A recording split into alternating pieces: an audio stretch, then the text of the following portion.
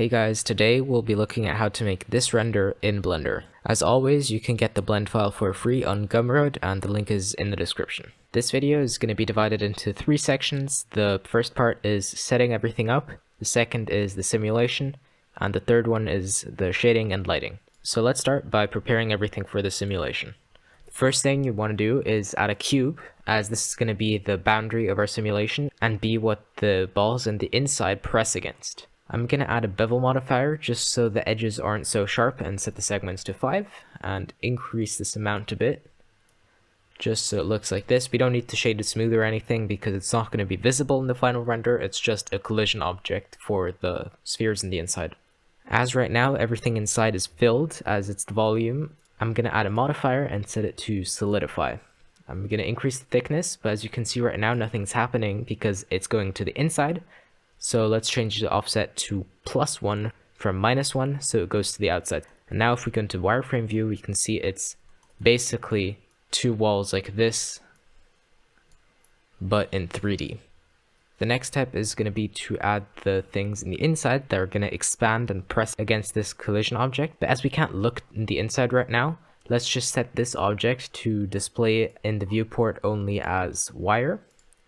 Or if you want bounds, it doesn't really matter, although with wire you have the advantage that you can see exactly where the inside walls end, as with bounds it's only the outside.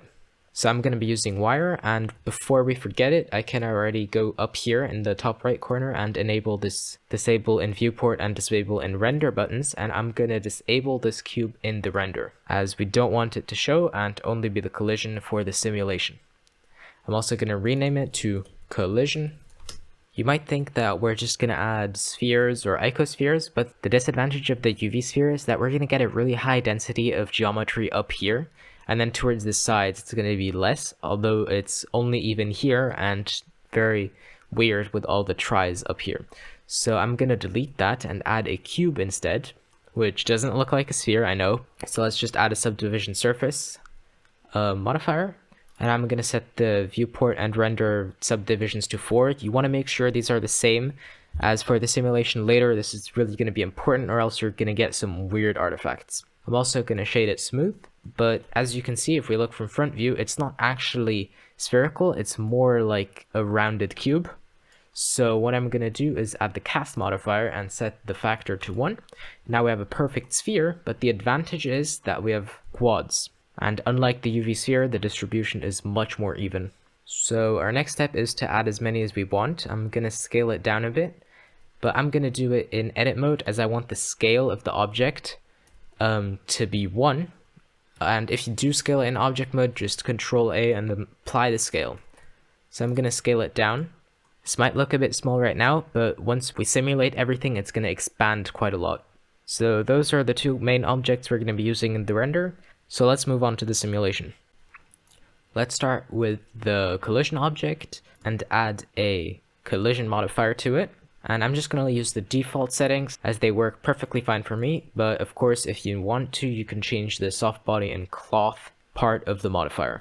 Now let's go on the sphere and I'll go through the settings we need to change and explain why we do so. So let's add the cloth modifier. And the first thing we want to do is decrease the stiffness to something like 0.1, as we're going to be using something called pressure, which basically expands the mesh by simulating a higher air pressure in the inside of it compared to the surrounding air. And if the stiffness of our object is too high, we're going to have to increase the pressure to something ridiculous like 1000, which often breaks the physics engine and gives you really weird results that aren't gonna look good. So once that's lower, let's go down to the pressure and tick it. And before we change it, you can actually see that if we play the simulation right now, it's gonna fall down and hit the cube. So what we can do is go to field weights and turn off gravity. Just put it to 0. And now it's just gonna float in space. And if we increase the pressure, it's slowly gonna become bigger. You see that? And I'm gonna put it to something like that, so that's 32. We might have to go higher or lower later, we'll see about that. Cool, so that's already working, and as you can see, it's conforming to the collision object. So the last thing we need to do is add a collision modifier to the sphere as well, as we want the spheres to collide with each other and not just go through each other. And before we duplicate it, I'm also going to rename it to ball and put it in a collection named balls. And now I'm just going to go to the first frame and just duplicate it a bit. When duplicating, you definitely want to make sure that it doesn't go into the boundaries like this, as it's just going to get stuck in there and be really weird. So just make sure nothing is intersecting. This is of course going to depend on what you're looking for, but you can either have a couple of really big spheres or loads of small ones. Just play around with it, try a couple of different things, see what you like. I do think that it tends to look better if you have spheres towards the corners, just so the shape is a bit more defined. But again, this is all personal preference and you can do what you want. So let's just simulate this and see what happens. So you can either just play the animation and let it load in real time, but I'm actually gonna just select one of the spheres and go to the cloth modifier and scroll down to cache and just start baking. And as you can see, it's slowly baking. I'm just gonna let it go to frame 20 or so, as that should be plenty for everything to expand. So now that the simulation is done, let's just scroll forward a bit and see what happens. So that's already looking really, really cool. And this is actually a really clean simulation, so we don't have any weird artifacts. So I'm just gonna pick one of these frames, and you probably want to make a backup, so just Control-Shift-S and then press this plus button in the bottom right, just to add a number at the end, and then save as. And now we have our simulation in one blend file, and in another one I'm just gonna select these balls by right-clicking the collection and selecting Select Objects. Then in the F3 menu, I'm gonna search for Convert to Mesh, and then we're gonna have this Convert to Mesh option, which is just gonna apply all the modifiers, so now it's actual geometry that we can look at and modify in case there's any issues. So let's say there was this weird artifact right here that was just poking out, we could just move it into place or sculpt it just so nothing looks odd. At this point we can also remove the collision if we want. If you're not sure if you like this, you can of course not apply the modifiers and just leave the collision objects hidden in the render as we had it before and rebake until you have what you like. Great, so now we have the simulation done. Let's move on to the shading and lighting.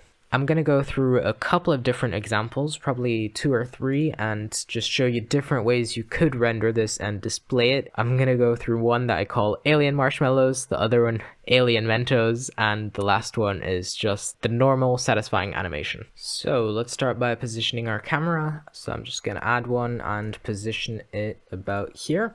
I like this square camera, but of course if you want to, you can change it. If you don't know where, you just go here to the render output properties and change the X and Y. I have it by 1080 by 1080. So let's start by setting the camera to orthographic. I'm gonna change the scale until it roughly fills the frame and just move everything into place. Great, so now I'm gonna drag out a shader editor like so and create a new material and call it ball.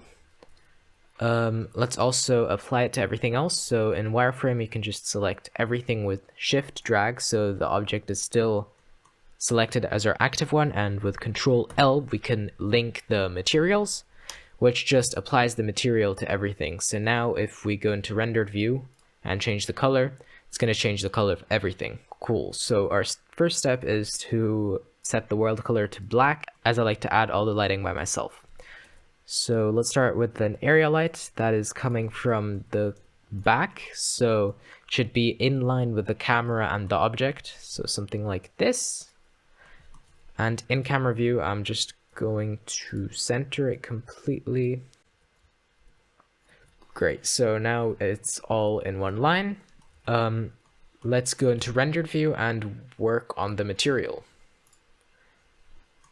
So for this one, I put the transmission to 1, which basically makes it a glass, and increase the roughness to 1. As you can see, the effect is already there, but I'm just going to select the area light and also take it out of the collection and increase the strength by a lot. I'm going to set it to 3000. Now it's shining through, and also change the color to a blue like this.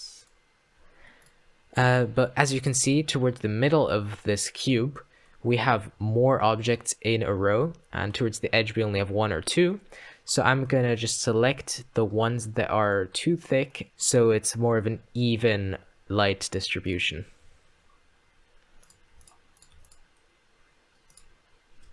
If you're not sure if you want to delete something, you can also just hide it with H and undo it easily. So I'm gonna keep this one.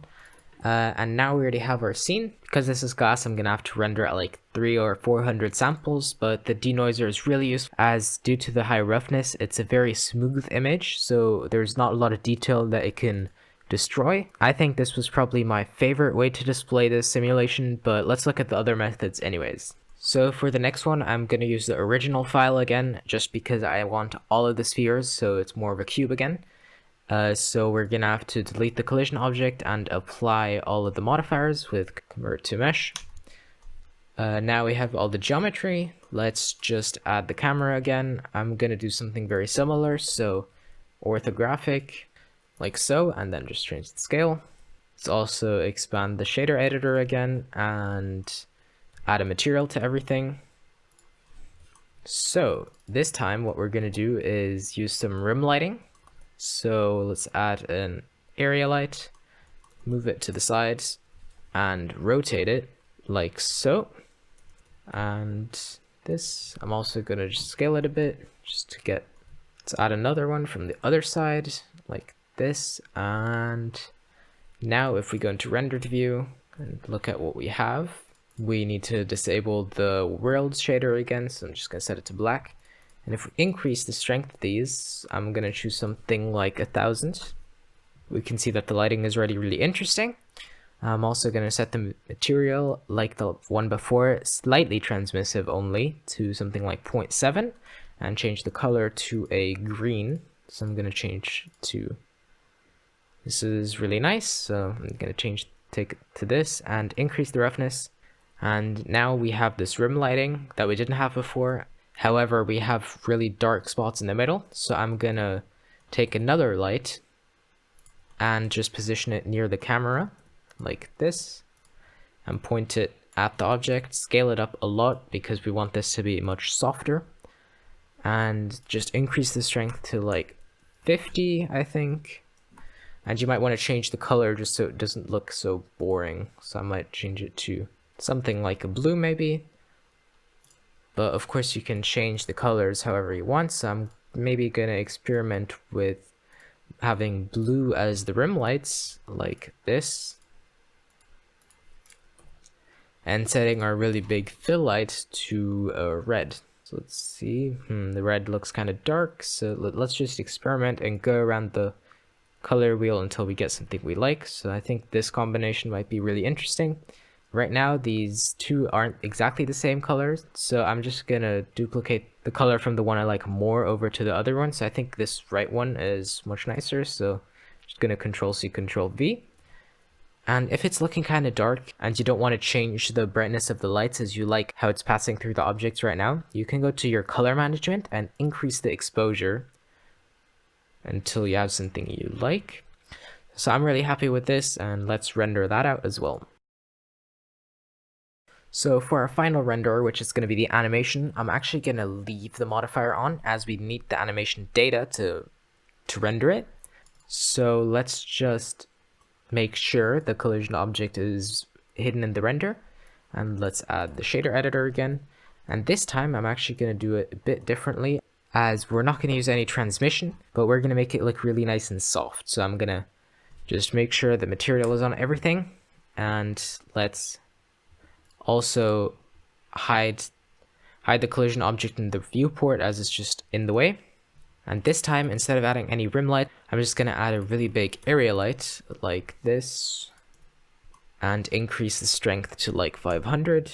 In the material, I'm just going to increase the roughness to 1 to get smooth reflections, and increase the sheen to 1 as well, which is just going to help make it look a bit fluffy. So I'm gonna change the color to light red, and again add a camera like before. And this time, as you can see, we have the whole animation. So I'm just gonna send the end frame to 20, and you can see that the animation is working, although because we did duplicate the file to make a backup, it does have to be recached, so you might want to do this on the original file and use the one that you made with Control-Shift-S as the backup. I hope you guys enjoyed the tutorial. Again, if you want, you can get the blend file for free on Gumroad. The link is in the description. See ya.